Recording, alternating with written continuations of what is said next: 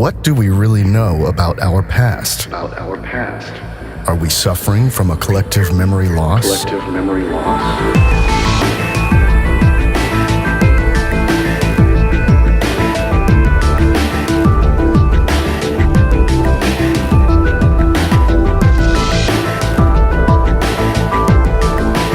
Was there a technically advanced, unified civilization on Earth less than 500 years ago?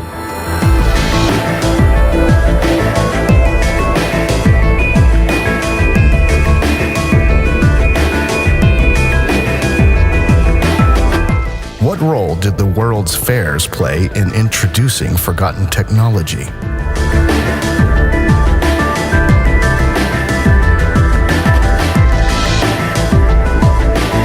Why did human knowledge suddenly explode in the 19th century?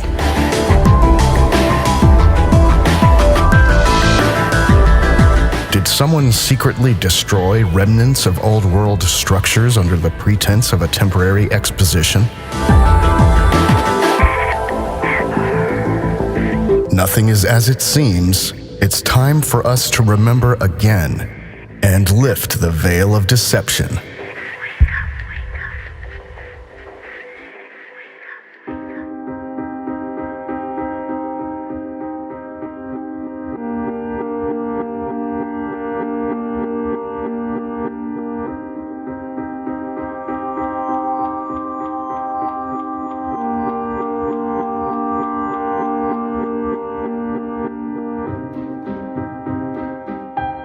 Collective memory.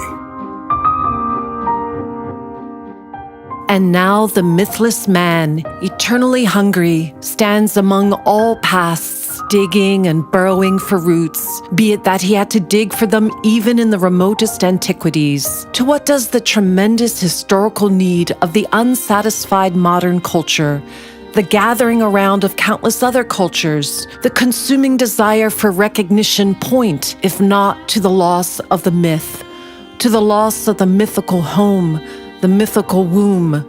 Without myth, however, every culture loses its healthy creative power. Friedrich Nietzsche, The Birth of Tragedy from the Spirit of Music. The most pressing problem of man today is the loss of meaning. Meaning is rooted in the past. When knowledge of the past fades, so does the meaning of life.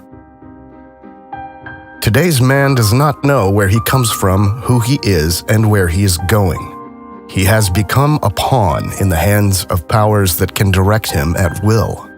Uprooted from his past, there is no foundation. And without a foundation based on reality, there is no way to develop an objective understanding of the world. Only the way back to one's roots gives meaning back to life. Epigenetics, the study of heritable changes in gene expression that are not directly encoded in our DNA, suggests that our life experiences, such as hardships, traumatic experiences, etc., are passed on to subsequent generations. Mythological and religious traditions go even further and speak of a collective memory.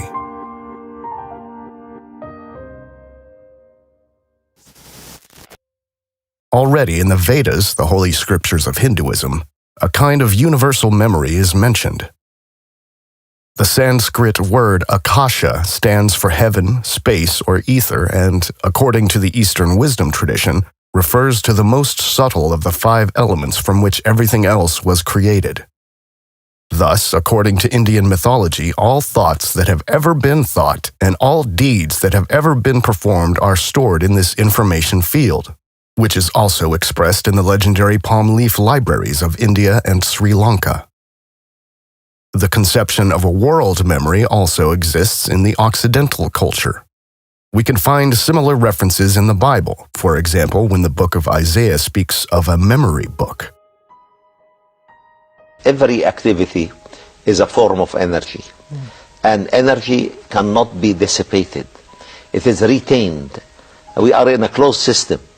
See, everything you do, everything you say, every action you take, every penny you earn or spend is recorded.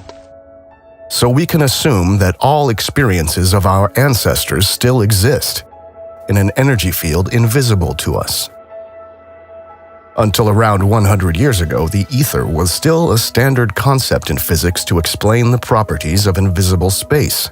And even if today we are largely disconnected from our past, the experiences have not disappeared, but are only buried. Accordingly, it must be possible for us to reconnect with our past if we lift the veil and allow the memories to surface again. In order to access collective memories, a collective effort is required to a certain degree. An individual alone is not able to break through the amnesia. There are images that are so strongly charged with meaning that people are inexplicably drawn to them. The world's religions draw to some extent on such images, albeit in extremely destructive ways. Myths and fairy tales also contain such images. The more a myth is charged with meaning, the more important was its role in our past. By the radiance of a myth, we can already recognize its importance for mankind, if we allow it and let ourselves be touched by it. For example, the flood has burned itself into our collective memory, but so have the stories of giants, dragons, or malicious witches. The more we humans abandon these mythical images, the more we alienate ourselves from our own past and thus from our own being. This process of self-alienation began with the so-called Age of Enlightenment. Immanuel Velikovsky writes, Amnesia is one of the defense reactions of man. We know the effects of battle shock on soldiers. In the older Greek authors, the Pythagoreans and the Stoics, you find definite statements indicating that catastrophes which occurred in the history of the human race and in the history of our Earth were not abnormal events. They were actually dominant, repeating themselves again and again. But from the historical records, we see that the knowledge of the catastrophes disappeared slowly into oblivion. Plato described cataclysms in several works. He wrote about worlds destroyed and rebuilt. In his Timaeus, he noted that the Greeks do not remember ancient catastrophes besides the deluge. He adds that the people of his time, as the priests of Sais told Solon, were unable to remember these catastrophic events. In another work, whose authorship is probably wrongly ascribed to Plato, he is presented as believing in a peaceful universe. Plato's pupil Aristotle refused to believe in catastrophes. The scholarly world has accepted Aristotle's view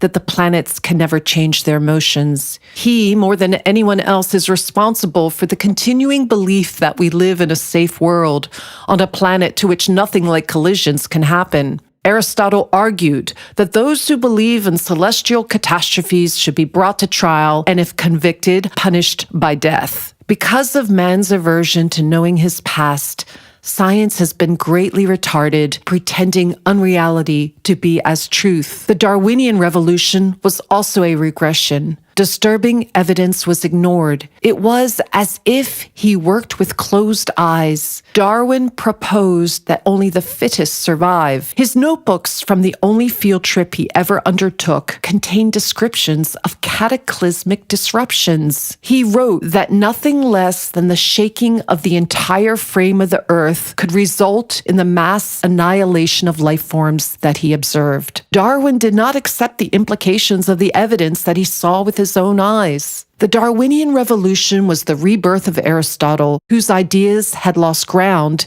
if not at the time of the Renaissance, then in the Age of Enlightenment. Even in the Age of Enlightenment, men espoused ideas of a peaceful earth.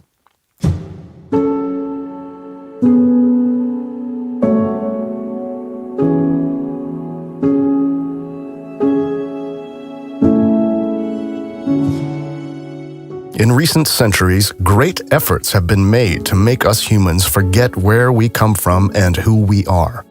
The destruction of the old knowledge of physics and biology was particularly powerful in uprooting us.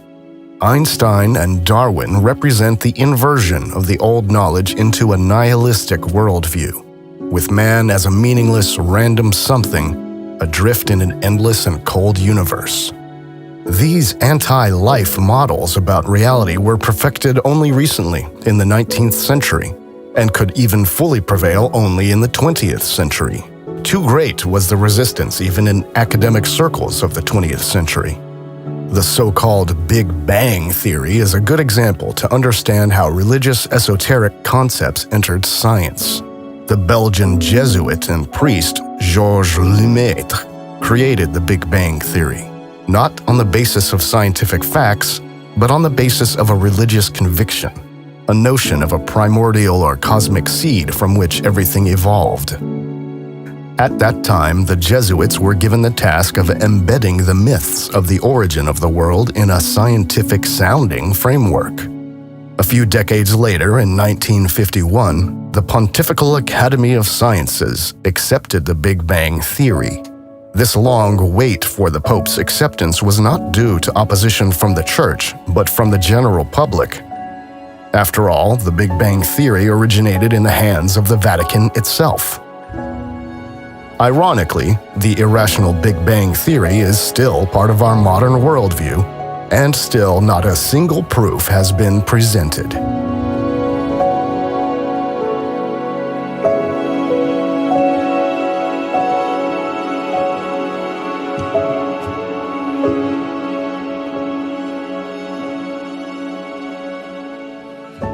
The nihilistic and mechanistic worldview represented by Rousseau and other so-called masterminds of the Enlightenment could only flourish on the breeding ground of industrialization. After all, industrialization turned man into a mechanical being who was reduced to material aspects. Industrialization must be seen as a turning point, and as the most notable event that is still comprehensible and visible to us today as a result of a reset in the 18th or early 19th century.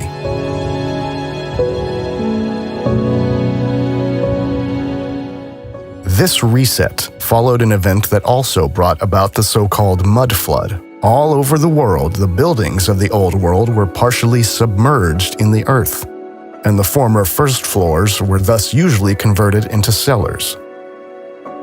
Little is known about the cause of the mud flood, possibly a world war we don't remember or an electromagnetic plasma event.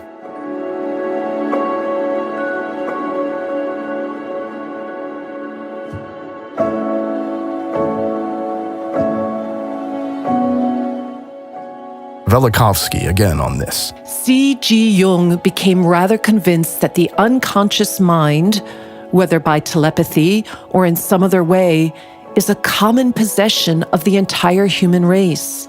But it is not only constituted of the experiences of this generation, we who interact in this world today, it includes the cumulative experiences of all generations past. This is more than just telepathy, but something which is brought down from generation to generation. The fact is that catastrophic events have taken place, not just in a cave here or in a cave there, but events of indescribable violence, such that no human being who succeeded to survive could be free from the traumatic effects. Traumatic effects, as I say, indescribable. Imagine, suddenly, time is no more time. The day does not move into the night. The ocean does not just beat at the coast of the Atlantic, it moves over the continent. Not even moves over the continent. Continent and sea just change places. Where were plains, mountains are thrust up in a matter of hours. The air is filled with loud hissing noises of meteorites falling down and all volcanoes erupting simultaneously. Not just the volcanoes that existed, but thousands of new volcanoes coming up and blazing, and rivers losing their beds, and earthquakes removing cities from their foundations. The human history that starts with the invention of writing is hardly 5,000 years old. Any one of you who reached already the age of 25 lived a full 0.5% of the recorded history. Before I finish, I will read you a letter from one of my readers. I feel that the ancients in myth, epic, and sacred works have been trying to tell us something about a problem that bothered them a great deal. It appears fairly clear that our ancestors were trying to communicate a deep fear, a terrible anxiety. They were talking about a problem that was so terrible that the most drastic measures to group discipline and/or self-repression were justified. It was a powerful fear. It is sometimes suggested that the Bible can directly be applied to modern life, and that all the ancients were really writing about were the problems of survival while avoiding neurosis, worries, unhappiness, and so on. To me, that approach is very unconvincing. The God those people were writing about was terrifying. In the Old Testament, he is the God of wrath. And in the New Testament, as Albert Schweitzer, among others, has pointed out, he is about to end the world in Jesus' lifetime or shortly thereafter. He was dangerous and violent. Rock, fire, flood, hurricane, and similar weapons he used on those he judged ill of. That's what the ancients wrote, and I see no point in trying to water it down. That's what they meant. They were really scared. Emanuel Velikovsky. Morphic resonance is a connection across time from the past to the present. And it's a process that occurs between organized patterns of activity on the basis of similarity. What it means, in effect, is that each species has a kind of collective memory. According to biologist Rupert Sheldrake, collective memory is inherent to nature. Living systems have a collective memory of all past experiences of the entire species. This memory exists in an invisible but real energy field. Our collective memories are still there, but since the dawn of modernity, they mainly break through in supposedly fictional stories, e.g. in Tolkien's Lord of the Rings universe. Tolkien wrote down his story, rooted in Germanic mythology, during the First World War, at exactly the time that can be recognized as the final destruction of the old magical world. World War I marked the beginning of the civilizational descent into soulless modernity. Perhaps Tolkien had to write down his vision of Middle-earth because the human psyche cannot survive without a connection to reality, even if this connection is maintained via supposedly fictional stories. It is interesting to note in this context that fantasy stories are also an invention of the industrial age. It was only around 1850 that fictional novels became suitable for mass consumption. Could it be that people were not interested in immersing themselves in dissociative worlds as long as life itself was full of meaning and conveyed a higher purpose?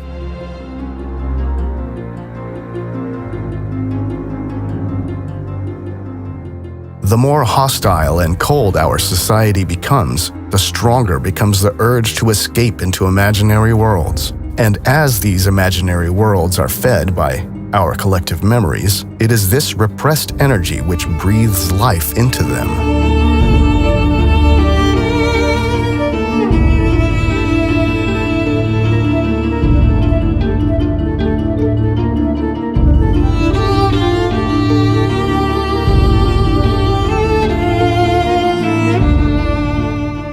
With the destruction of religions by so-called science founded by secret societies, people were deprived of one of the last connections to the past. But the truth wants to come to light again, and it will eventually resurface. Enormous efforts are being made to keep humanity asleep because our potential and true power is almost limitless.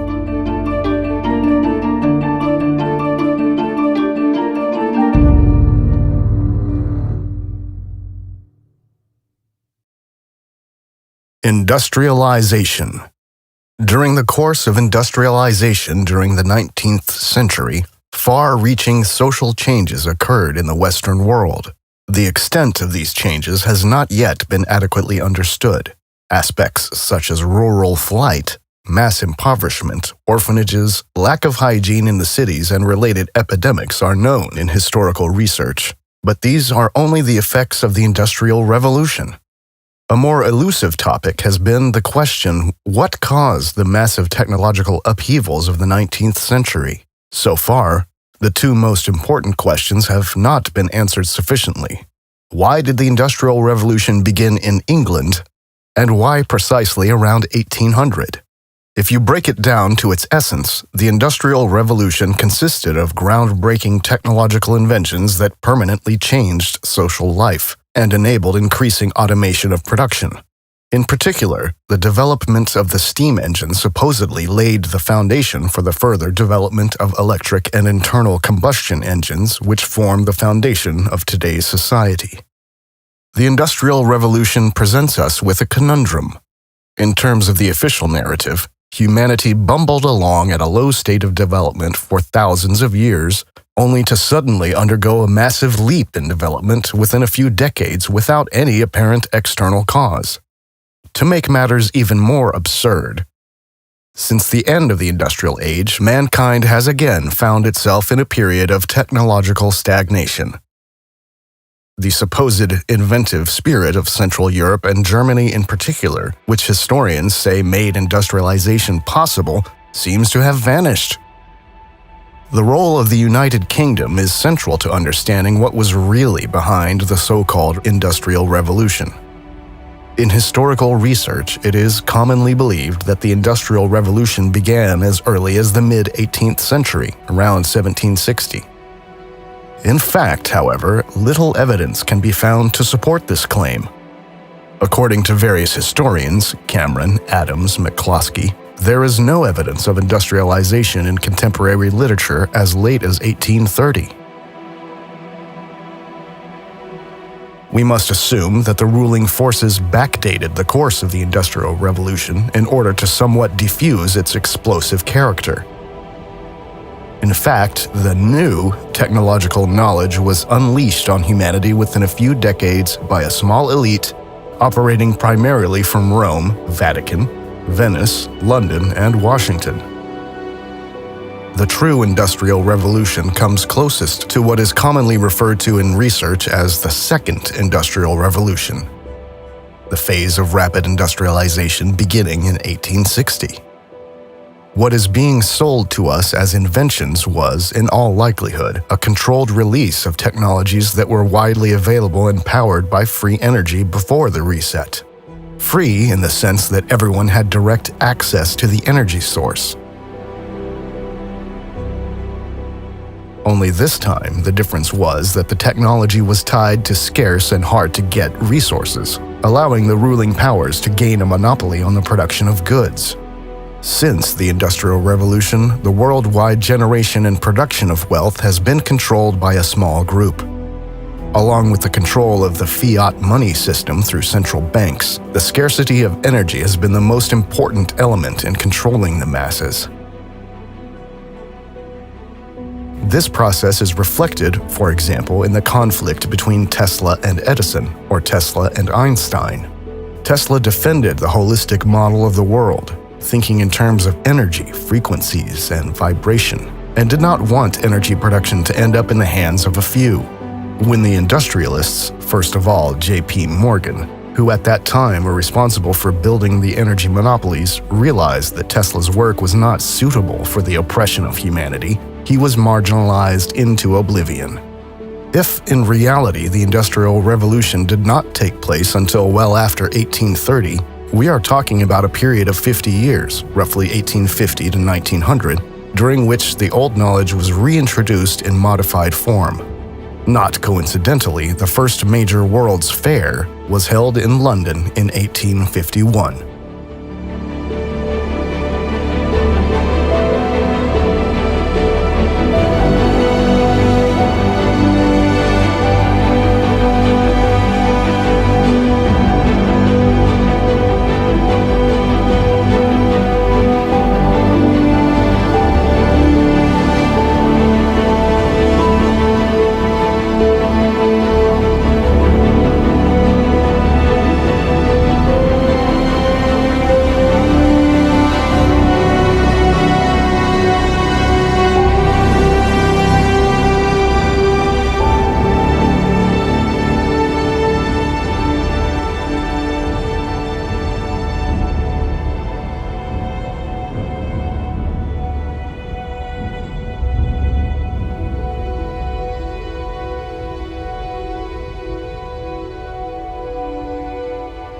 Imperialism. Why did the Industrial Revolution begin in England? Historians are in the dark. But the single deciding factor that set the British Empire apart from all other countries at the time was colonialism and imperialism. The British Crown controlled a large part of the so-called New World, and the Crown, of course, stole not only labor and goods, as historians like to portray, but the remaining knowledge from before the reset as well. And knowledge includes technologies. Officially, much of India's knowledge is said to have been wiped out by a genocide of Indian scholars and a series of invasions over the course of the last 1,200 years, but evidence suggests that it was British colonialism that significantly mutilated India's culture. For example, one of the main activities of the Asiatic Society of Bengal, officially founded in 1784 and under the patronage of Warren Hastings, was to systematically collect and preserve ancient manuscripts of India, as well as inscriptions in stone and metal, icons, or ancient coins. And Friedrich Max Müller, one of the founders of the Western academic field of Indian studies, was paid by the East India Trading Company to translate the Vedas, to distort them permanently, and to create arbitrary dates. Thus, on December 9, 1867, he wrote to his wife, I feel convinced, though I shall not live to see it, that this edition of mine and the translation of the Veda will hereafter tell to a great extent on the fate of India and on the growth of millions of souls in that country. It is the root of their religion, and to show them what that root is, I feel sure the only way of uprooting all that has sprung from it during the last 3,000 years. Friedrich Max Müller. In a book titled The Truth About Us, The Politics of Information and Society from Manu to Modi, Sanjoy Chakravorty shows that even the current understanding of the caste system was developed only during British colonial rule, at a time when the colonial powers' power over information was absolute. Anthropologist Susan Bailey noted that, well into the colonial period, much of the subcontinent was populated by people for whom the formal distinctions of caste were of limited importance, even in parts of the so-called Hindu heartland. The institutions and beliefs that are often described today as elements of the traditional caste system did not emerge until the early 18th century. Susan Bailey. even the pre-colonial written records in royal court documents and travelogues studied by professional historians and philologists such as Nicholas Dirks, G.S. Guri, Richard Eaton, David Schulman, and Cynthia Talbot make little or no mention of the caste system. But back to the United Kingdom, for India has been called the jewel in the crown for good reason. Michelle Gibson writes, European colonialism intentionally created divides over almost the entire landmass of the earth, creating new countries from lands that were taken, as well as divisions and discords between people that originally existed in harmony worldwide. It also diagrams the means by which power and control were consolidated worldwide, mostly starting out as trading companies that ended up being very powerful in their respective regions. And after gaining complete control, transferring power and control of the regions to their respective European empires. India was called the jewel in the crown of the British Empire, and its largest and most important overseas possession. Much of the British Empire was built around India, in order to provide routes to or protection for India. India was prosperous and rich in spices, silk, indigo, gold, cotton, and other products and resources. Trade with and eventual political dominance of large parts of India was what provided Britain with large parts of its wealth in the 1700s through 1900s. We can imagine that before the reset, the European countries had embassies in India and there was a lively cultural exchange of values and goods, which collapsed only in the wake of the cataclysmic events. A new European elite took advantage of the power vacuum created by the collapse of the advanced civilizations and transformed the formerly existing trade structures into all-consuming power apparatuses.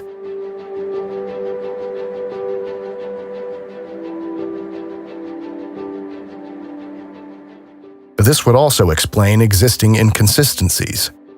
For historical research has never been able to explain satisfactorily why the colonial powers only began to expand their rule over the colonies with brute force and blind missionary zeal a few hundred years after colonization.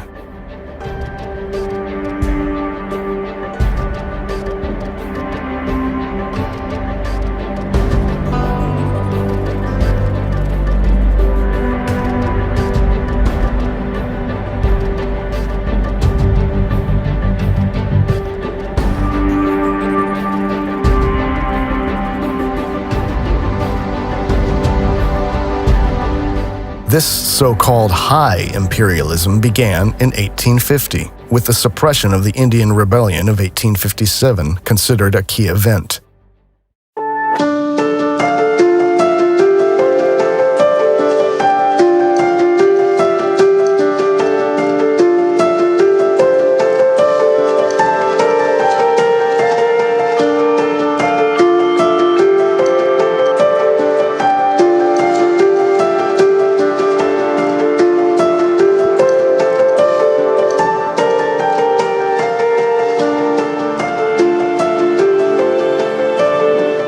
In 1885, the Congo Conference, held in Berlin at Bismarck's invitation, settled the effective division of Africa among the colonial powers. At the Congo Conference, the concept of state formation was applied to Africa and imposed on the continent. But thinking in terms of state boundaries and national identities was still fairly new in Europe as well. In 1884, the Washington Agreement enforced the worldwide time system according to Greenwich Mean Time, which had been introduced in the British Empire in 1847.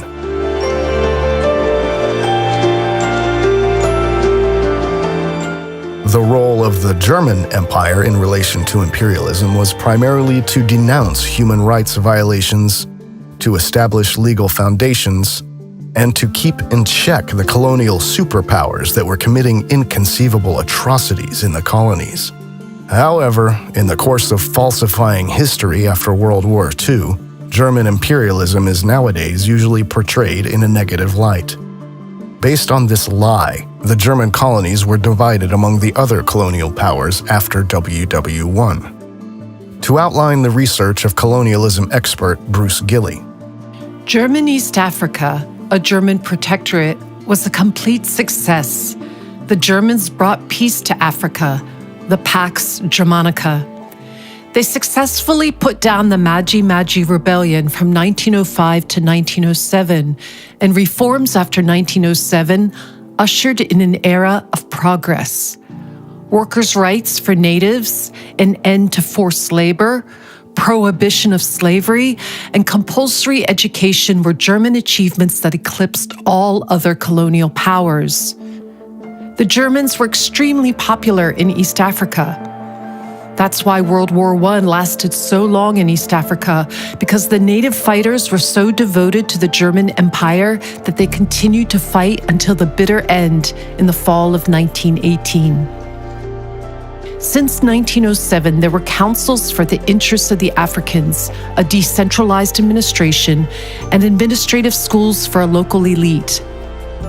Harry Rudin wrote, "The comment often heard about the Germans was that they were strict, sometimes harsh, but always just." An interesting note about the German colonial period in Africa is that it was the German physician Robert Koch who found a cure for sleeping sickness, which was then stolen by the French and used throughout the country starting in the 1920s. Heinrich Schnee, the last German governor of East Africa, coined the term colonial guilt lie in the face of British lies. Bruce Gilley. Most of the official history of colonialism between 1500 and 1800 is probably largely fabricated, which includes the notion that the Spanish were responsible for the impressive South American architecture, or that the British rebuilt India from the ground up. This is all a lie. Instead, sometime between 1700 and 1850, a worldwide cataclysm occurred by which the unified culture broke apart and most knowledge about free energy and high culture was lost. people were collectively thrown into a dark age in which they began to focus on survival and experienced a period of suffering and deprivation. The now dominant power elite, upon coming to power, reintroduced some parts of the old knowledge to change society in a way that suited them. This time period is known to us as the Industrial Age.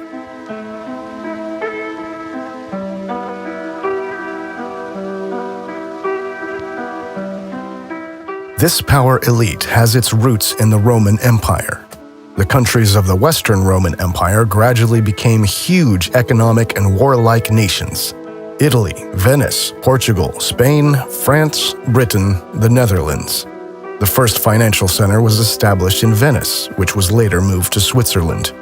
All those who did not want to submit to the church were killed or fled towards Germania. The approach of the church corresponds to the tactics of the Roman conquests.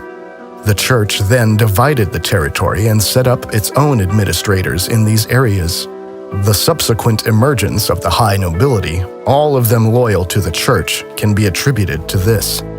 The Roman army was at one point dissolved and divided into knightly orders.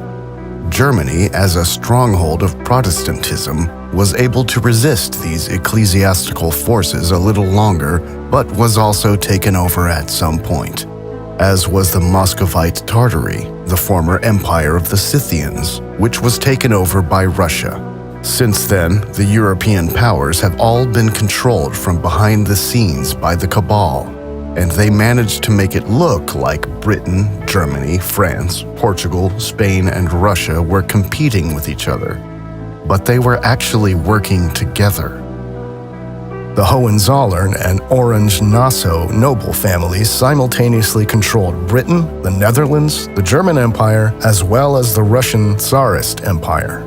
The Habsburgs, funded by the Fuggers, controlled Central Europe, the Vatican, and parts of Western Europe.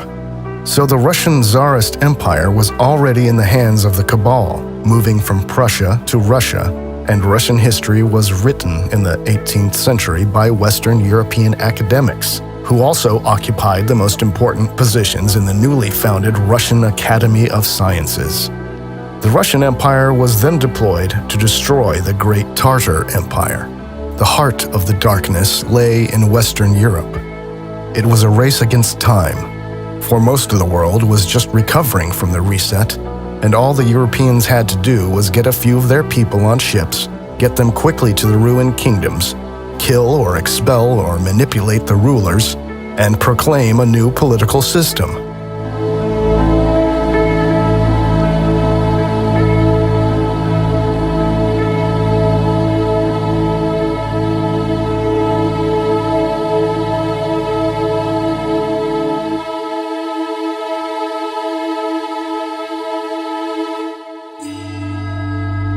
The Japanese Seclusion Edict, reportedly from 1636, stated the following: No Japanese ship, nor any native of Japan, shall presume to go out of the country. Whoever acts contrary to this shall die, and the ship with the crew and goods aboard shall be sequestered until further orders. All persons who return from abroad shall be put to death. Whoever discovers a Christian priest shall have a reward of 400 to 500 sheets of silver, and for every Christian in proportion. All Namban, Portuguese and Spanish, who propagate the doctrine of the Catholics or bear this scandalous name shall be imprisoned in the Onra, or common jail of the town. The whole race of the Portuguese with their mothers, nurses, and whatever belongs to them shall be banished to Macau. Whoever presumes to bring a letter from abroad or to return after he hath been banished shall die with his family. Also, whoever presumes to intercede for him shall be put to death. No nobleman nor any soldier shall be suffered to purchase anything from the foreigner. Thus began a social epoch in Japan known today as Sakoku, the voluntary isolation of Japan from all Western powers. It was not until 1853, 2 years after the First World's Fair in London, that the West actually succeeded in turning Japan away from its peaceful, self-sufficient life. The policy of the Sakoku ended after 1853, when the American black ships commanded by Matthew Perry forced the opening of Japan to American and thus Western trade through a series of unequal treaties. This was just a few years after the same forces had destroyed ancient China in what is now known as the Opium Wars. In 1842, the Qing dynasty was forced to sign the Treaty of Nanking, the first of what the Chinese later called the unequal treaties, which granted Britain compensation and extraterritoriality, opened 5 treaty ports to foreign merchants, and ceded Hong Kong Island to the British Empire. The failure of the treaty to fulfill British goals of improved trade and diplomatic relations led to the Second Opium War, 1856 to 1860, and the defeat of the Qing led to social unrest within China. In China, the war is considered the beginning of modern Chinese history. The same old game over and over again. It is important to realize that everyone in China and Japan hated Catholics because Catholicism was used as a weapon to weaken their countries culturally before the British also took over the political structures. Until the 1840s, China and Japan were defending themselves quite successfully. Even back then, Vatican-controlled Catholicism had nothing to do with genuine Christianity. Rather, the Vatican was used to infiltrate genuine Christianity. Michelle Gibson. The year of 1493 was the year that Pope Alexander VI authorized the land grab of the Americas in the Inter Cetera Papal Bull. This papal bull became a major document in the development of subsequent legal doctrines regarding claims of empire in the New World, and assigned to Castile and Spain the exclusive right to acquire territory, to trade in, or even approach the lands laying west of the meridian, situated 100 leagues west of the Azores and Cape Verde Islands, except for any lands actually possessed by any other Christian prince beyond this meridian, prior to Christmas 1492. Michelle Gibson. The emperor of the Roman Empire became the Pope of the Roman Catholic Church. The famous papal bull Unum Sanctum, supposedly dating back to the Middle Ages, was intended to cement the absolute rule of the Pope. The last sentence of this bull reads, "But we now declare, say, and define that it is absolutely necessary for salvation for every human creature to be subject to the Roman Pontiff." Thus, the Pope legitimized himself as the sole representative of God on earth. The so-called heretical Christian communities, such as the Albigensians and Cathars, condemned the papacy as the Church of the Antichrist and considered themselves the successors of the true Christian heritage, which, however, was allowed to continue only in secret. Papal Catholics were accused, among other things, of being responsible for the mysterious fires that destroyed entire cities. The monument in the city of London about the London Fire of 1666 still read until 1830, "The most terrible destruction of this city, begun and carried on by the treachery and wickedness of the papal faction." Western historians confused Jesuit Catholicism with Christianity and accused Japan and China of blindly hating all Christians, while omitting all facts proving the obvious interference of the Jesuits and the Catholic Church in foreign affairs.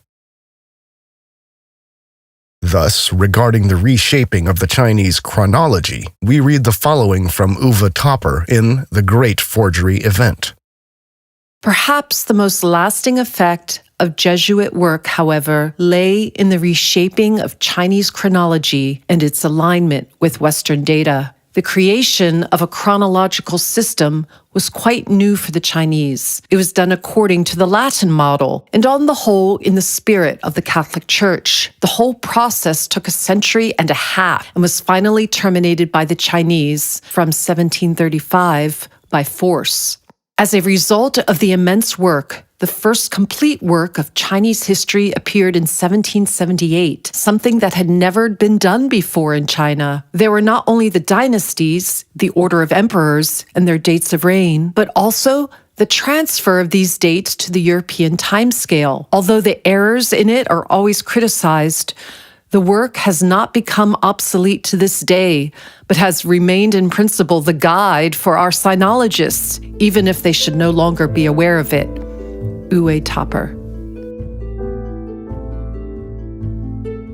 With this rewriting of the chronology, the Jesuits laid the groundwork for the British takeover of China in 1842.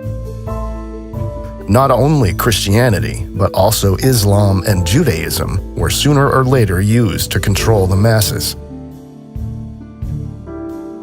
Because of the nature of the rewrite, we do not even know if the general timeline of events prior to these wars in the name of imperialism is true. The timeline for many events around the world was artificially extended to give more credence to the idea of a centuries-long process of colonization, and to distract from the fact that until the reset, there was a unified civilization of multiple independent cultures that traded peacefully with each other. The supposedly new technological knowledge was introduced worldwide in the course of the 19th century, first and foremost in Western Europe and the Americas.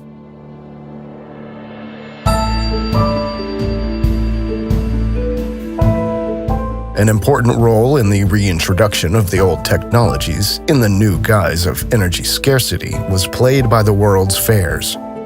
From 1851 onwards, countless world exhibitions were held. Today, this tradition still exists in the form of the expos, but in principle, they no longer play a role, since there have been no real technological breakthroughs since the two world wars, with the exception of information technology, which is being deliberately developed to bring the dystopian vision of transhumanism to the world.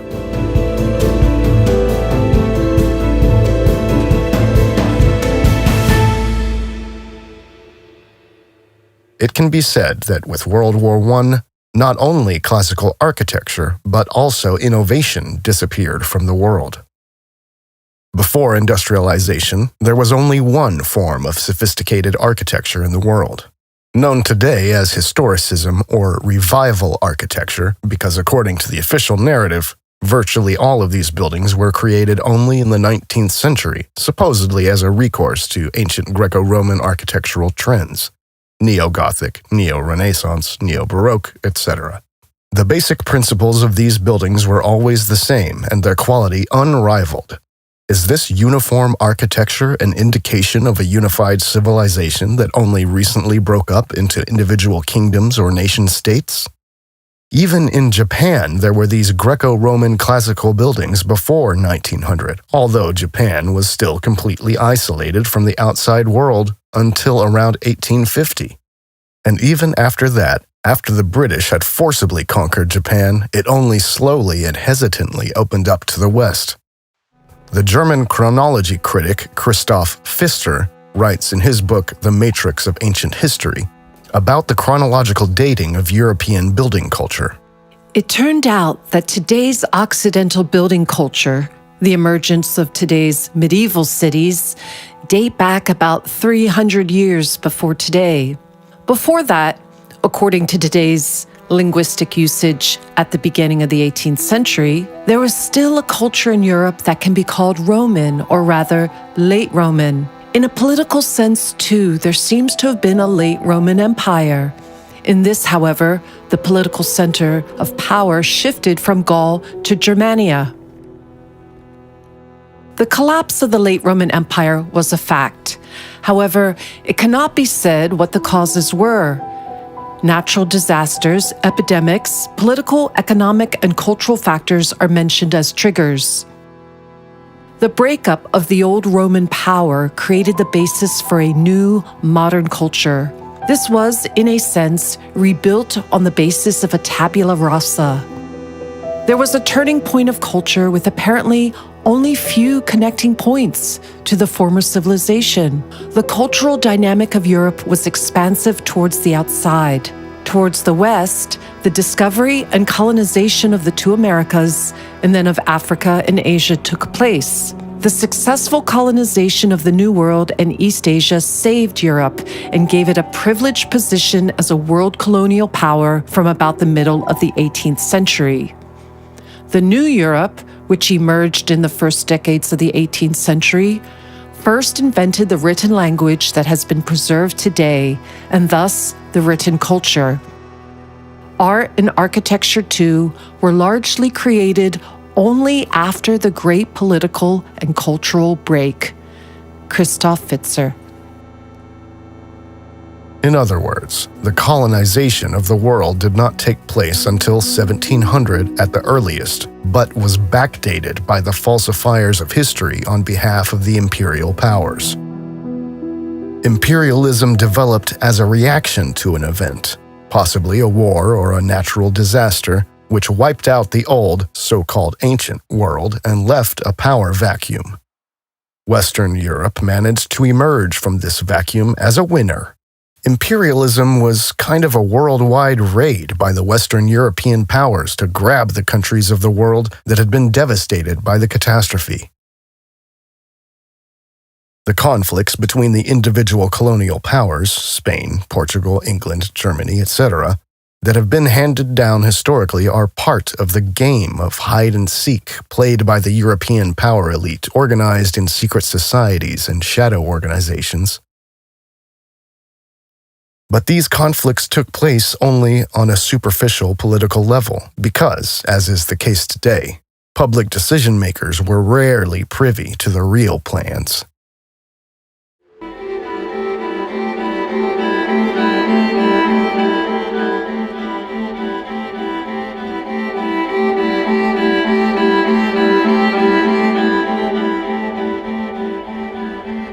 Let us now look at the story of two buildings. Penn Station in New York, built between 1904 and 1910, demolished in 1963 because the building was dirty and the maintenance costs could allegedly no longer be met.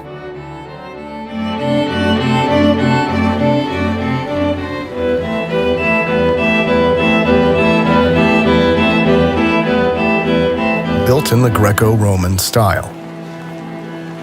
Ada Louise Huxtable wrote in the New York Times in 1963. The tragedy is that our present age not only could not produce such a building, but could not even maintain it. Ada Huxtable.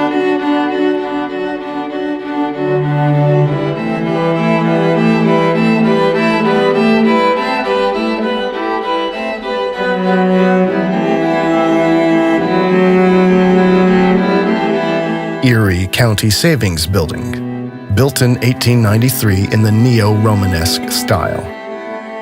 We read about the demolition of the Erie County Savings Bank building in 1968 in the Buffalo Evening News. Every evening for more than 3 months, a battle was fought in Shelton Square between her and two cavernous cranes. The latter attacked with two primitive means of offense, a pair of jaws and a rock, or in modern wreckers' parlance, a clam bucket and a busting ball. The former weighed in at 3 tons, the latter at 3.5. The fight was one of the toughest in veteran wreckers' memory. For a wrecker to admit resistance is like a weightlifter confessing his muscles are getting flabby. It began at 4:30 in the afternoon and continued through 7:30 the next morning, 5 days a week. A crowd of variable size would gather to see the kill. It was the show of the town. Whole families arrived in station wagons from the suburbs. The original plans of the building were made available when the crane operations of the 25-man demolition crew began to munch at the building, however. It was evident that plans and reality did not agree. The roof, with its turrets and gargoyles and finials, was the toughest. A finial, lifted intact like a birthday candle to the ground, measured 3.5 feet high and weighed an estimated 600 pounds.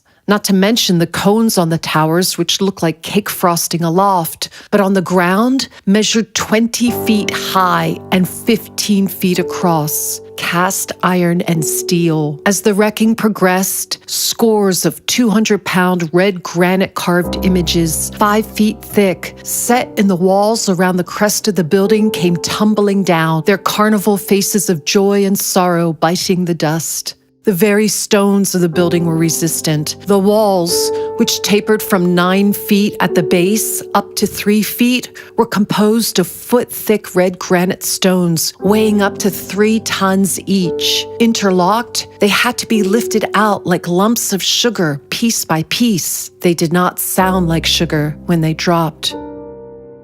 If we look at the bigger picture, the 2 world wars appear in a new light. The colonization of the world took place later than we are told, only in the 1700s.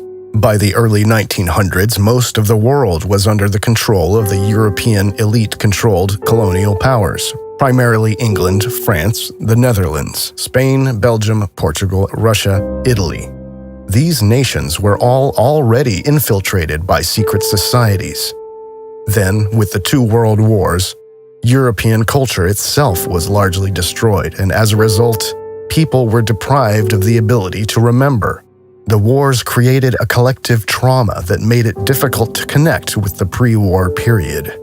If we look at the earliest photographs from the former colonies, particularly India, we see a world in ruins and people who are not suited to the structures in which they live. These photos resemble 18th and 19th century landscapes of Europe.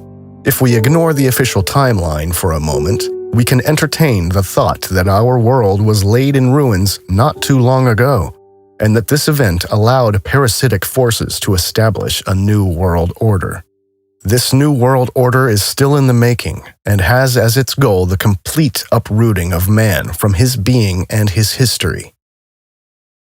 The 19th century saw the conquest of the last part of the Tartar Empire by the Russian Empire. The independent, or free Tartary, as it was called on the old maps, was located until about 1870 directly east of the Caspian Sea in the territory of today's Uzbekistan, with cities like Samarkand and Bukhara. However, Tartary is not mentioned in the official history of Uzbekistan. Anatoly Fomenko writes on the subject of independent Tartary. Unlike Moscow Tartary, the fate of independent Tartary is known. It was conquered by the Romanovs in the middle of the 19th century. Samarkand, the capital of the independent Tartary, was seized by the Romanovs' army in 1868. A few decades later, the Soviets, on behalf of the Cabal, destroyed large parts of the Central Asian remnants of the Old World in the name of communism. The First Anglo-Afghan War, the settlement of New Zealand and Australia, and the gold rush in the American West also fall within this period.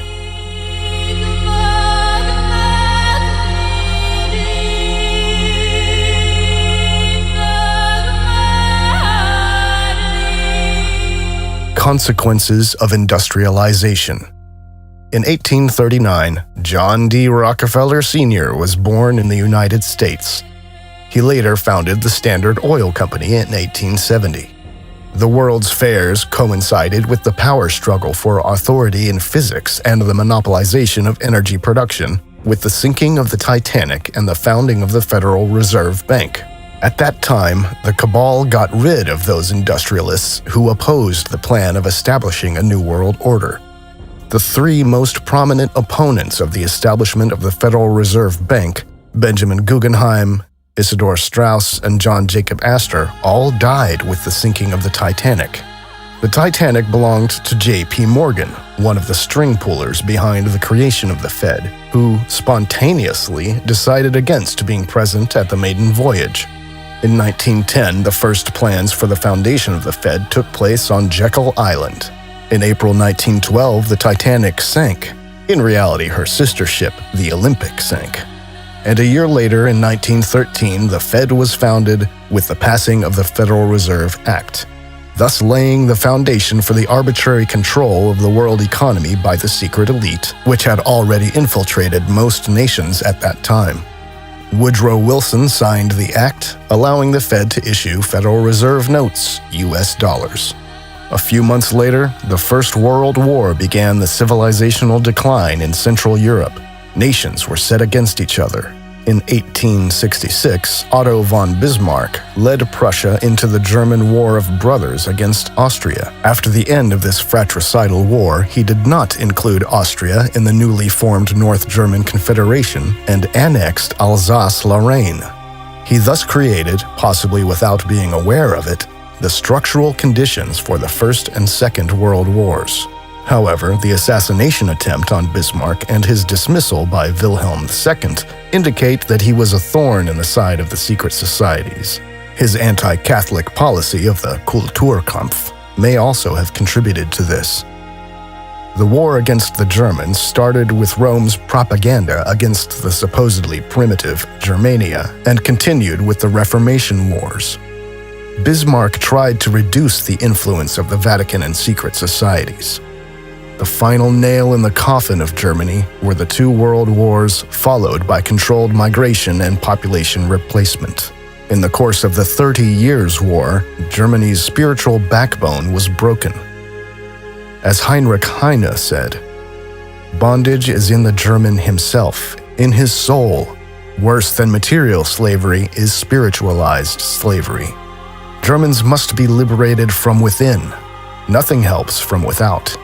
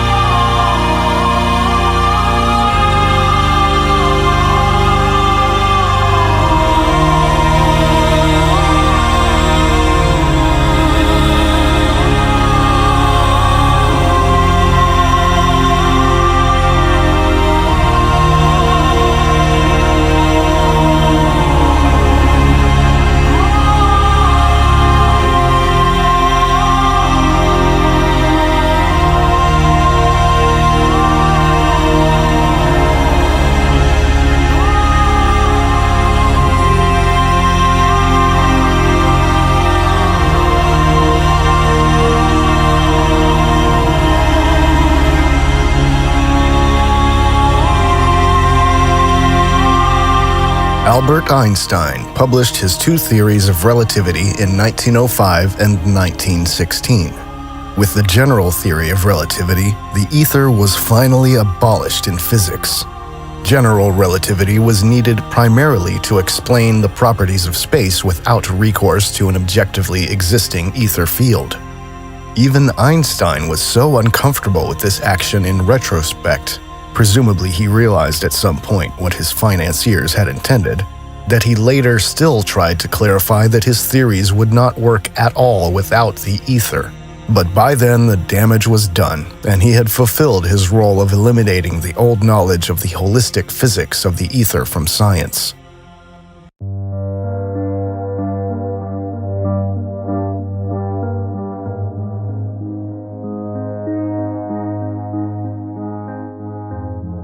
Holistic scientists, like Nikola Tesla, had no place in the New World and were starved out, but only after their skills were used. Parents, beware. Your children homeward bound from school are being introduced to a new danger in the form of a drugged cigarette, marijuana. It is convinced that he is hopelessly and incurably insane, a condition caused by the drug marijuana to which he was addicted.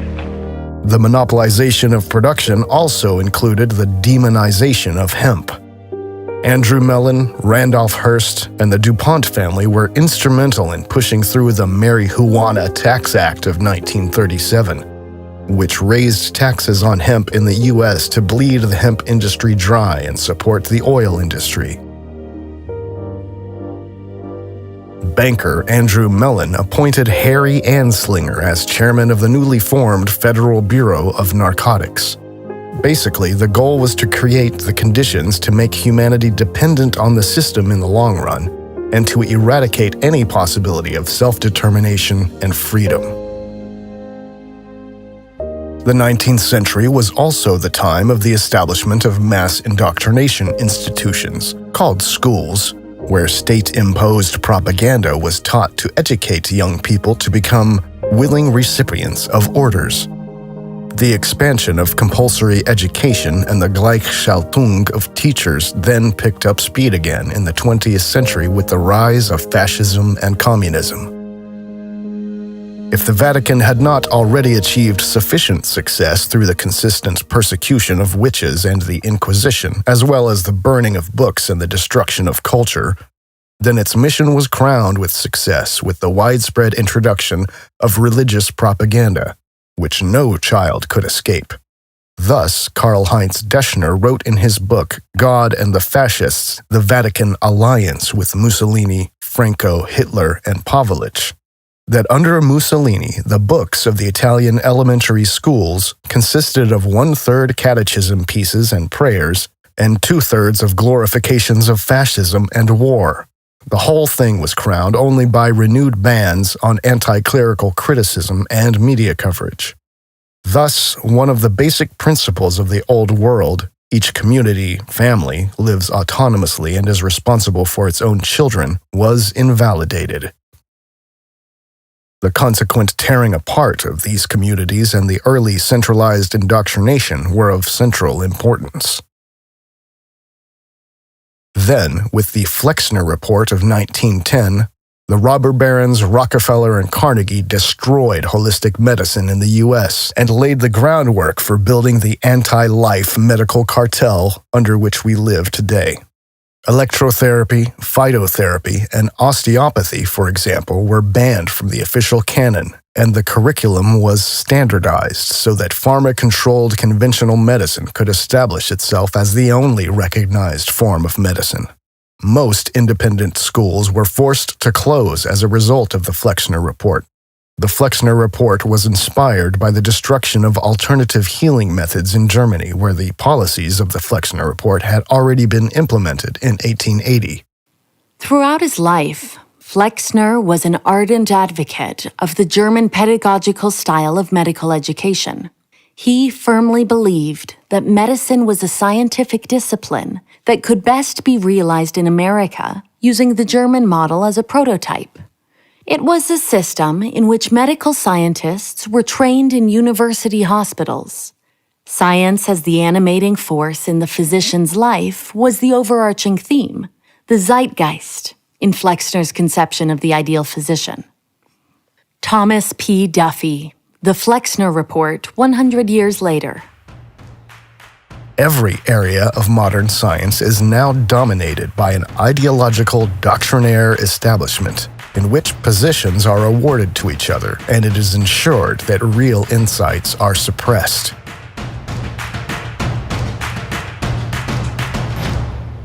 Aan tafel is onder andere Connie Braan. Die schreef dit schitterende boek, dat heet De Handelsreiziger. En dat gaat eigenlijk vooral over iets wat wij niet wisten, namelijk over de grootste cocaïnefabriek ter wereld. En die stond in Amsterdam aan de Weespertrekvaart. The British used opium to take over China. In Europe, the Royal Dutch Cocaine Factory was responsible for anesthetizing the population, and during World War I supplied all countries involved in the war with cocaine made from coca leaves imported from Peru. The origin of this factory was the Dutch East India Company. Next to the British East India Company, one of the most powerful trade and power structures of the colonial era. It was through the Dutch Cocaine Factory, which was supported and protected by the government and had a virtual monopoly on cocaine, that World War I was made possible, because it was only through alienation and anesthesia that soldiers were able to endure the suffering during the war. The Netherlands emerged from the First World War as one of the richest countries in the world thanks to the sale of cocaine. Innumerable traumatized soldiers remained addicted to cocaine after the war, and some even raided pharmacies to obtain it. For even more effective anesthetization of the World War II soldiers, the factory's production was shifted from cocaine to amphetamine in 1942.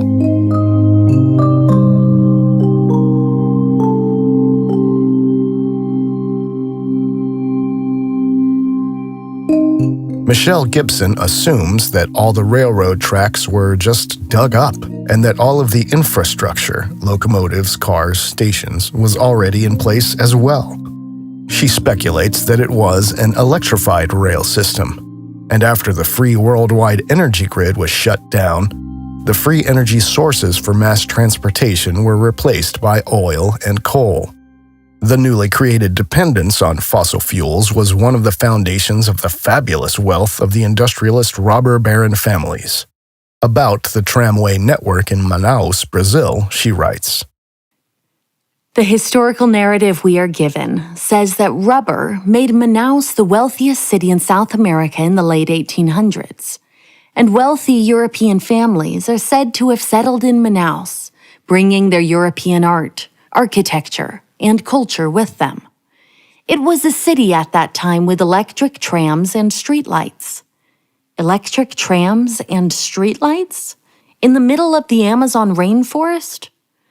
No road connection to Manaus existed until 1973, with the completion of the BR-319, connecting Manaus to Porto-Velho, Brazil. It is 540 miles long, or 870 kilometers, going through the rainforest, and is impassable when it rains. It is known as Brazil's worst highway. There is no such tram system operating in Manaus today. The history we've been taught does not provide an adequate explanation for what was really going on here. This is a photo of undeveloped Amazon rainforest near Manaus. How are they supposed to have built all of this in the mid to late 1800s under these conditions? Michelle Gibson.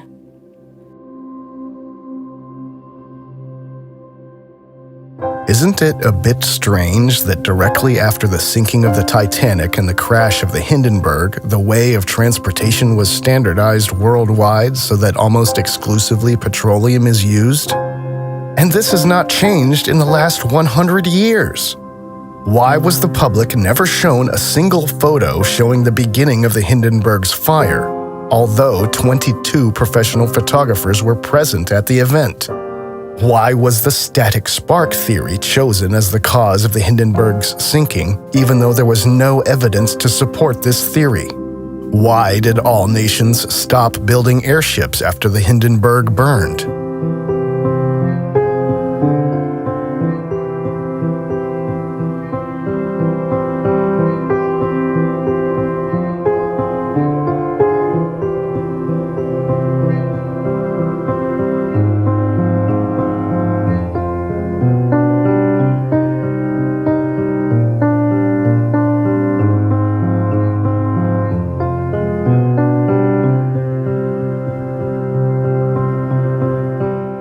Between 1907 and 1909, 16 imposing American warships with other escort ships, the so-called Great White Fleet, circumnavigated the world and paid a visit to many countries, as the story goes. Officially, the purpose was to demonstrate America's power to the world and to promote cooperation. But perhaps it was simply an inspection of the newly staked possessions around the world and an inventory of which kingdoms had not yet surrendered to the new order. The foundation of the world we live in today was laid at that time during the world's exhibitions. The technological knowledge of the old world was selected. One part of the knowledge was kept secret, the other part was presented to the public. One of the most important criteria in this decision-making process may have been whether a technology could be controlled by a central authority. Any form of free, no-cost energy, for example, was very dangerous to the forces that controlled the robber barons of the industrial age secretly from the shadows. It is important to understand that these industrialists had not earned their wealth themselves. They were born into elite families and chosen to play a role. These families and structures still exist today.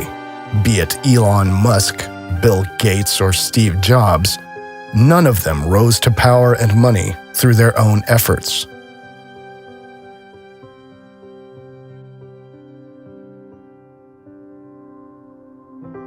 But to end with Tolkien, nothing is lost.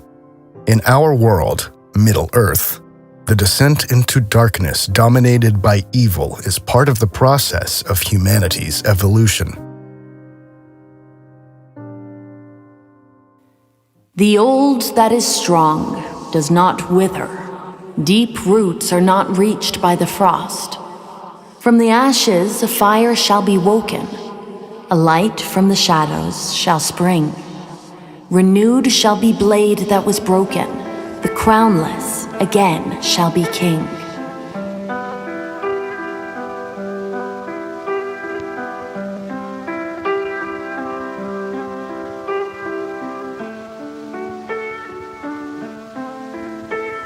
I came into this world in the rough and ready year of 1923. It was a barbarous time. It was a bleak time, and it was an uncivilized time. My memories stretch back almost 100 years, and if I close my eyes, I can smell the poverty that oozes from the dusky tenement streets of my boyhood. I can taste on my lips the bread and drippings that I was served for my tea. I can remember extreme hunger and my parents' undying love for me.